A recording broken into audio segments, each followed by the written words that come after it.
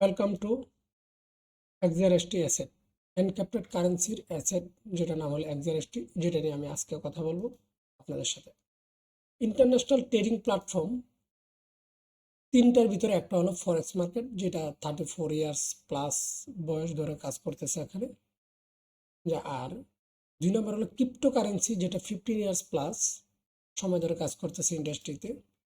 এবং 3 নম্বর হলো encrypted currency 7 month plus, যেটা ইন্ডাস্ট্রিতে কাজ করতেছে। আমরা তিনটা প্ল্যাটফর্মের ভিতরে কথা বলবো এনক্রিপ্টেড কারেন্সি নিয়ে। তুলনামূলক ব্যাখ্যা দিব আমি পাশাপাশি রেখে ক্রিপ্টো কারেন্সিকে, যেহেতু দুটা কারেন্সি রিলেটেড ব্যাপার, তা আমরা সেটাকে বলবো। ক্রিপ্টো কারেন্সি এবং এনক্রিপ্টেড কারেন্সি দুইটার উদ্দেশ্যগত কারণটা কি ছিল যে পৃথিবীতে আসা, সেটা আমরা একটু জেনে নিই। ক্রিপ্টোকারেন্সির মূল উদ্দেশ্য ছিল যে মানুষ যাতে কোনো সেন্ট্রাল অথরিটি যাতে কোনো ইউজারের টাকা আত্মসাৎ করতে না পারে, ডিসেন্ট্রালাইজ ওয়েতে যাতে সবাই কাজ করতে পারে, সেন্ট্রাল অথরিটির হাত থেকে যাতে মানুষ বাঁচতে পারে, সিকিউর ট্রানজ্যাকশন করার জন্যই তৈরি করা হয়েছে ক্রিপ্টোকারেন্সি, সেন্ট্রাল অথরিটির হাত থেকে ইউজারদেরকে বাঁচানোর জন্য। এনক্রিপ্টেড কারেন্সি তৈরি করা হয়েছে এই কারণে যে যেহেতু নিকট ভবিষ্যতে এআই জগৎ আসতেছে, আর্টিফিশিয়াল জগৎ আসতেছে, ভার্চুয়াল জগৎ আসতেছে, যেখানে ট্রানজ্যাকশন হবে ব্রেন টু ব্রেন। যেরকমভাবে আমরা জানি যে অলরেডি ইলন মাস্ক নিউরালিঙ্কের মাধ্যমে একটা চিপ আবিষ্কার করেছে, যেটা মানুষের মাথায় বসিয়ে ব্রেনের সাথে কাজ করা সম্ভব, এবং সে চাচ্ছে পাইফোনের মাধ্যমে সেটাকে বাজারে ছাড়ার জন্য। যখন মানুষের ব্রেনের সাথে ব্রেনের কাজ করা সম্ভব হবে, তখন কি হবে? আপনি হয়তো আমাকে বলবেন যে ভাই, আপনার কাছে তো আমি 10,000 টাকা পাই, আপনি আমাকে দেন। আমি কি করব? আপনাকে ওই টাকাটা বলবো যে ঠিক আছে নেন, সাথে সাথে ব্রেন টু ব্রেন ট্রানজাকশন হয়ে যাবে। যদি সেই ঘটনাটা ঘটে, তাহলে অবশ্যই এমন একটা কারেন্সি দরকার যে কারেন্সিটা ব্রেন সাপোর্টেড হবে। সেই কারেন্সিটার উদ্দেশ্য নিয়ে তৈরি করা হয়েছে এনক্রিপ্টেড কারেন্সি। আমরা জানি ক্রিপ্টোকারেন্সির যে টেকনোলজি সেটা হলো ব্লকচেন টেকনোলজি দিয়ে তৈরি করা হয়েছে ক্রিপ্টোকারেন্সি, আর যেখানে নিউরোচেন টেকনোলজি দিয়ে তৈরি করা হয়েছে এনক্রিপ্টেড কারেন্সি। আর এদিক থেকে সিকিউরিটি সিস্টেম হলো ক্রিপ্টোকারেন্সির ক্রিপ্টোকারেন্সিকে সিকিউরিটি দেয়। এখন এনক্রিপ্টেড কারেন্সিকে সিকিউরিটি দেয় এনক্রিপ্টেড টেকনোলজি। এখন আমরা একটু জেনে নিই যে ব্লকচেন এবং নিউরোচেনের ভিতরে পার্থক্যটা কি, বা এটাকে কতটা শক্তিশালী। ব্লকচেনের নিউরোচেন তেমন আলাদা কোনো কিছু না। ব্লকচেনের এআই ভার্সনে আমরা ধরে নিতে পারি নিউরোচেনকে, কিন্তু ব্লকচেন যা যা করতে পারে সবই নিউরোচেন করতে পারে, বাট নিউরোচেন আরও যা যা করতে পারে সেটা আবার ব্লকচেন করতে পারে না। যেমন কিরকম, নিউরোচেন দেওয়া এআই বানানো হচ্ছে, আর্টিফিশিয়াল ইন্টেলিজেন্স অ্যান্ড নিউরোচেন দেওয়া আর্টিফিশিয়াল ব্রেন বানানো হচ্ছে, যেগুলো ব্লকচেন দিয়ে বানানো সম্ভব নয়, কারণ ব্লকচেন একটা ডাটাবেজ। আর নিউরোচেন এই ধরনের কাজগুলো কমপ্লিট করতে পারে। ইভেন আপনি যখন চ্যাটজিপিটিতে বা গুগলে সার্চ দেবেন যে ব্লকচেন বা নিউরোচেন পার্থক্য কি, দেখবেন ওখানে বলে দিবে যে নিউরোচেন হাইলি স্কেলেবল, যতটা স্কেলেবল ব্লকচেন না। নিউরোচেন খুবই দ্রুতগতি সম্পন্ন, যতটা দ্রুতগতি সম্পন্ন ব্লকচেন নয়। অ্যান্ড নিউরোচেন কস্ট ইফিসিয়েন্সি, যতটা কস্ট ইফিসিয়েন্সি ব্লকচেন নয়। আমরা জানি যে ক্রিপ্টোকারেন্সির সিকিউরিটি দিচ্ছে ক্রিপ্টোগ্রাফি, বাট আমরা ক্রিপ্টোগ্রাফি সিকিউরিটি সিস্টেম সম্পর্কে জানি, এটা আমাদের আলোচনার মুখ্য বিষয় নয়। আমাদের আলোচনার মুখ্য বিষয় হলো এনক্রিপ্টেড কারেন্সি, এনক্রিপ্টেড টেকনোলজি, যেটা এনক্রিপ্টেড কারেন্সিকে সিকিউরিটি দিয়ে থাকে। তাহলে এনক্রিপ্টেড টেকনোলজিটা সিকিউরিটি সিস্টেম হিসেবে কতটা স্ট্রং, এ ব্যাপারে যদি আমরা জানতে চাই, এটাকে তার কারা ট্রাস্ট করে, এ ব্যাপারে যদি আমরা জানতে চাই, তাহলে আমি বলবো এনক্রিপ্টেড টেকনোলজি এখন ইউজ করে নিজেদের সিকিউরিটি সিস্টেম করার জন্য হোয়াটসঅ্যাপ, অ্যান্ড ইউজ করে টেলিগ্রাম। কিছুদিন হলো মেসেঞ্জারও তাদের সিকিউরিটি স্ট্রং করার জন্য এনক্রিপ্টেড টেকনোলজি ইউজ করতেছে। তার মানে এই ধরনের প্রতিষ্ঠান যদি এনক্রিপ্টেড টেকনোলজি তাদের সিকিউরিটির জন্য তারা ট্রাস্ট করতে পারে, অবশ্যই এখানে আমাদের কোশ্চেনের অবকাশই রাখে না যে এই সিকিউরিটি সম্পর্কে কথা বলার। তো আমরা এখন ক্রিপ্টোকারেন্সির টেকনোলজি সিকিউরিটি সিস্টেম এবং এনক্রিপ্টেড কারেন্সির টেকনোলজি সিকিউরিটি সিস্টেম এবং তাদের উদ্দেশ্যগত আবিষ্কারের কারণগুলো আমরা জানতে পারলাম। এখন আমরা মার্কেট সম্পর্কে জানবো। আমরা জানি ক্রিপ্টোকারেন্সির মাদার কয়েন হলো বিটিসি, অ্যান্ড এনক্রিপ্টেড কারেন্সির মাদার কয়েন হলো মাদার অ্যাসেট, যদিও তারা কয়েন বলে না অ্যাসেট বলে। মাদার অ্যাসেট হলো এক্সআরএসটি। এখন বিটিসির সর্বনিম্ন রেট ছিল আমরা জানি 0.4 সেন্ট, $0.04, যেটা এখন $89,000 প্লাস মাইনাসে গিয়ে পৌঁছেছে। আর যেখানে এক্সআরএসটি শুরু হয়েছিল 0.0055 থেকে, যেটা বর্তমানে 0.01029 প্লাস মাইনাস গিয়ে পৌঁছেছে। যেখানে ক্রিপ্টোকারেন্সির বিটিসির বয়স হলো 15 ইয়ার্স, সেখানে এনক্রিপ্টেড কারেন্সির এক্সআরএসটির অ্যাসেটের বয়স হলো 7 মান্থ। তার মানে 7 মান্থে 90+% প্রাইস গেইন করেছে এনক্রিপ্টেড কারেন্সি। আমরা এখন আলোচনা করব যে আসলে প্রাইস গেইন করার মেথড কি, কি কারণে ব্লক চেইনের বিটিসি মাদার অ্যাসেটের প্রাইস এতটা গেইন করলো, সে বিষয়ে আমরা জানবো। আমরা জানি এখানে প্রাইস গেইন করার ক্রিপ্টোকারেন্সি মেথড হলো সাপ্লাই ডিমান্ড লিমিটেশন। এই মেথডকে অ্যাপ্লাই করেই ক্রিপ্টোকারেন্সির বিটিসি আজকে 15 ইয়ার্সে $89,000 প্লাসে গিয়ে পৌঁছেছে।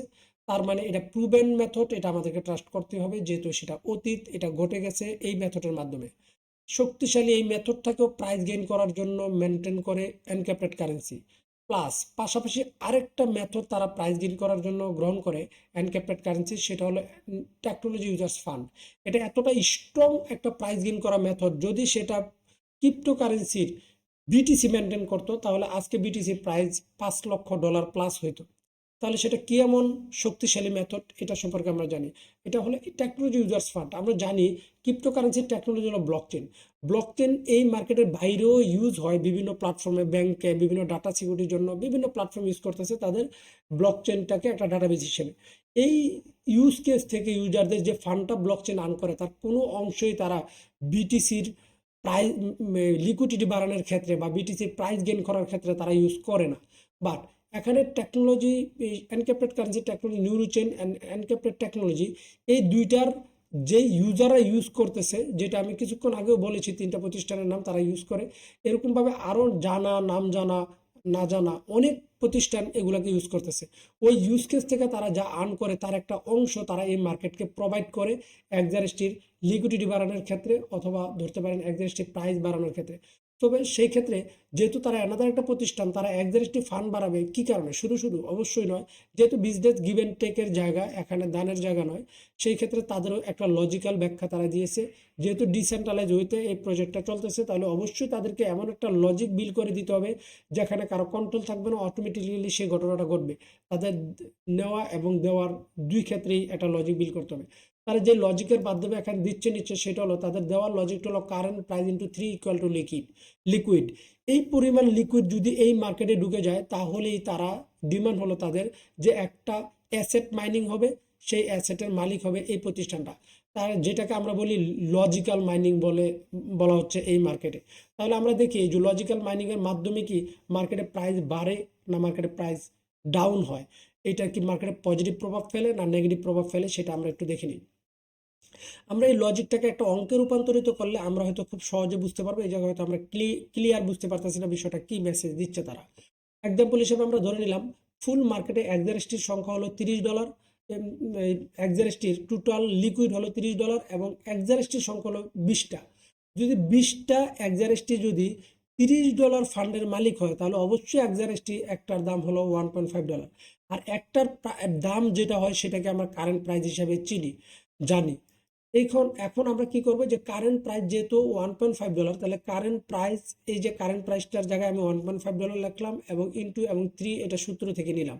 তার মানে $1.5 ইন্টু 3 ইকুয়াল টু 4.5। এই $4.5 যেটা বের হয়েছে সেটা বের হয়েছে লিকুইড। তাহলে লিকুইড ক্রিয়েট হলো। তাহলে লিকুইড যদি ক্রিয়েট হয় তাহলে একটা অ্যাসেটও মাইনিং হতে হবে। এখানে লিকুইড ইকুয়াল টু 1 অ্যাসেট যেহেতু, তাহলে কি হলো, লিকুইড ইকুয়াল টু 1 অ্যাসেট, একটা অ্যাসেটও মাইনিং হয়ে গেল, যেটা লজিক্যাল মাইনিং হলো। এই লজিক্যাল মাইনিং এর মাধ্যমে মার্কেটে প্রাইস গেইন হলো কি না ডাউন হলো, এটা আমরা এখন দেখব। আমরা জানি আগে লিকুইড ছিল $30, এখন লিকুইড আরো যোগ হয়েছে $4.5, তার মানে $34 লিকুইড পাইলাম আমরা।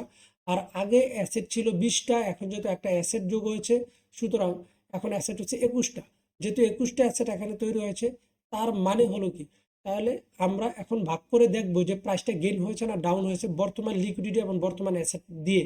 তাহলে বর্তমান লিকুইডিটি যেহেতু 34.5 এবং এক্সারস্টি যেহেতু 21, তাহলে আমরা যদি এটাকে ভাগ দিই তাহলে আমরা দেখতে পারতেছি 1.64 প্লাস সামথিং এটা প্রাইস গেইন করেছে।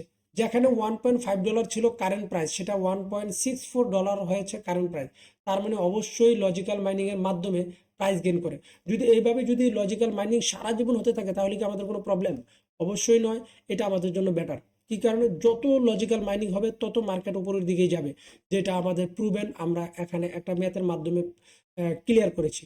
আমরা জানি যে এই মার্কেটে এখন যদি এইভাবে সারা জীবন আপ হয় তাহলে মার্কেট ডাউন হয় কেন, এই একটা কোশ্চেন থেকে যায়। আমরা এই কোশ্চেনটাকে কমপ্লিট করি। কারণ যখনই মার্কেট উপরের দিকে উঠে তখনই কিন্তু ইউজাররা কি করে প্রফিট নেওয়ার জন্য অ্যাসেটটাকে সেল করে দেয়। যখন অ্যাসেট সেল করে দেয়, অ্যাসেট তো মার্কেটে ঠিকই থেকে যায়, মাঝখান দিয়ে মার্কেট থেকে কিছু লিকুইড আউট হয়ে যায়, তখনই মার্কেট ডাউন হয়ে যায়। তার মানে কি ইউজাররাই মার্কেটকে ডাউন করে। আবার অন্য কোনো ইউজার এসে যদি একটা এই অ্যাসেটটাকে কিনে তাহলেও মার্কেট আপ হয়। আর যদি অন্য কোনো ইউজার এসে না কিনে, ক্রিপ্টোকারেন্সির ক্ষেত্রে আর আপ হওয়া সম্ভব না, বাট এনক্রিপ্টেড কারেন্সির ক্ষেত্রে অবশ্যই সে আপ হইতে পারবে, কারণ লজিক্যাল মাইনিংয়ের মাধ্যমে আমরা জানি অলওয়েজ মার্কেট আপ হয়।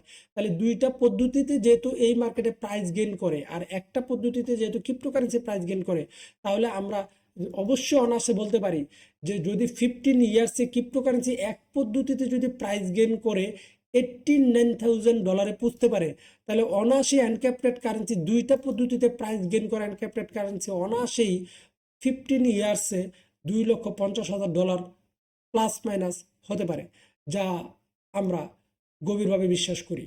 আজকের ভিডিওটা এই পর্যন্তই। Thank you.